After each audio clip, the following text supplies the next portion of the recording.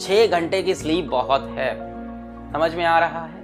खाना खाते वक्त टीवी के सामने बैठ के खाना खाएंगे नहीं, खाना खाते वक्त रिवीजन नोट्स के सामने खाना खाएंगे, तब सिलेक्शन होगा।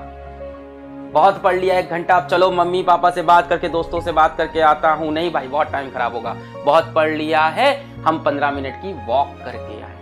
बहुत पढ़ लिया है, हम 10 मिनट की जॉग करके आएंगे, माइंड फ्रेश होगा, ब्लड सर्कुलेशन अच्छा होगा, फिर पढ़ने बैठेंगे। Talk to lesser number of people while your preparation. मैं बहुत सारी टिप्स दे दिया, अब आप पढ़ाई करना स्टार्ट करो भाई। जितने कम लोगों से बेटा बात करोगे उतना अपने काम में डेडिकेट होगे। दुनिया बहुत सी बातें करती रहेगी, लोगों की बातों में इन्वॉल्व हो जाओगे, दिमाग का एक सेक्शन उनके साथ रहेगा, हमेशा इधर उधर की बातों में दिमाग चलेगा, अपने काम से दिमाग भटकेगा। कम से कम लोगों से बात करो and be a no bullshit person. मेरा तो ये कहना है, be a no bullshit person. दूसरे की बुलशिट लेनी ही नहीं है। यार मेरा ब्रेकअप हो गया, यार मेरे साथ ऐसा हो गया, भाई माफ कर, मुझे जिंदगी बनानी है, अभी तुझे बनानी है, तू भी पढ़ ले। कोई साथ नहीं देता, मैंने बताया है, कोई साथ नहीं देगा। क्या करोगे अभी भाई? अभी क्या आता है? कल को ना नौकरी मिलेगी ना चाकरी मिलेगी, क्या करोगे?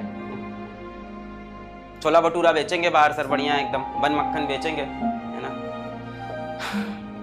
तो उसको भी भेजो तो क्लास से भेजो, ऐसे भेजो। कल मैं एक चाय वाले का इंटरव्यू देख रहा था, वो चाय वाला महीने का 15 लाख रुपए अर्न करता है, और क्या तो चाय की दुकान खोली है उसने, है ना? तो उसके लिए भी पढ़ाई लिखाई, वो MBA है तो उसके लिए भी पढ़ाई लिखाई की जरूरत है। क्लियर है बात, है ना? तो जम के पढ़ाई लिखाई करो, राजा बाबू बनो, है ना? और आप लोग क्या बनेंगे? रानी बाबू बनेंगे है ना?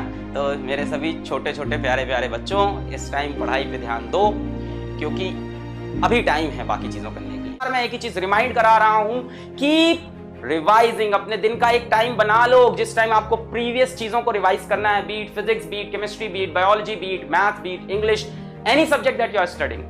आप जब इसको ऐसे पढ़ते हो ना, बड़ा मजा आता है, क्लास में बड़ा मजा आ रहा है। कॉन्सेप्ट के बाद कॉन्सेप्ट, सवाल के बाद सवाल, सर एक और न्यूमेरिकल, सर डीबीबी भी सॉल्व करेंगे, सर ये भी करेंगे, सर वो भी करेंगे। लास्ट में क्या होता है? I can not revise. मेरे पास इंस्टाग्राम पे इस टाइम भर भर के मैसेज आते हैं, मेरे पास भर भर के मेल आते हैं, सर मेरा सब तैयार था, सिलेबस कंप्लीट था, मैं पिछले 3 साल से नीट की तैयारी कर रहा हूं, 4 साल से नीट की तैयारी कर रहा हूं, मेरा सिलेबस तैयार है, सब तैयार है, मैं रिवाइज ही नहीं कर पाता सर हर बार। क्या ऐसा है कि इस कंपटीशन को क्रैक करने के लिए 3 साल का समय चाहिए, 4 साल का? बिल्कुल नहीं, समय उतना ही चाहिए जितना दिया गया।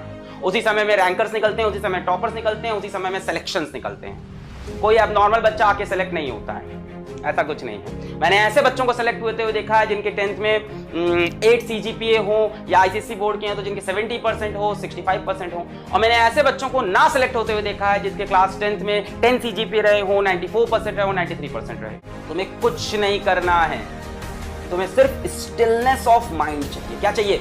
Stillness of mind. देखो एक बहुत बड़ा अंतर होता है between doing nothing and having stillness of mind. बहुत बड़ा डिफरेंस है दोनों बातें में। Doing nothing and having stillness of mind. Stillness of mind वाला बच्चा भी शांत होता है, डूइंग नथिंग वाला बच्चा भी शांत होता है। But who is doing nothing, जो बच्चा कुछ नहीं कर रहा है, वो सिलेक्शन नहीं पाएगा। और जो स्टिल है, अपनी चीज पे लगा है, इधर उधर कहीं नहीं देख रहा है, किसी और फील्ड में भी नहीं पढ़ रहा है, सिर्फ एक चीज को चेस कर रहा है, दिलो जान से रोज अपनी स्ट्रैटेजी को, अपने गोल को, अपने डेली गोल्स को अचीव कर रहा है, वो सिलेक्ट होगा।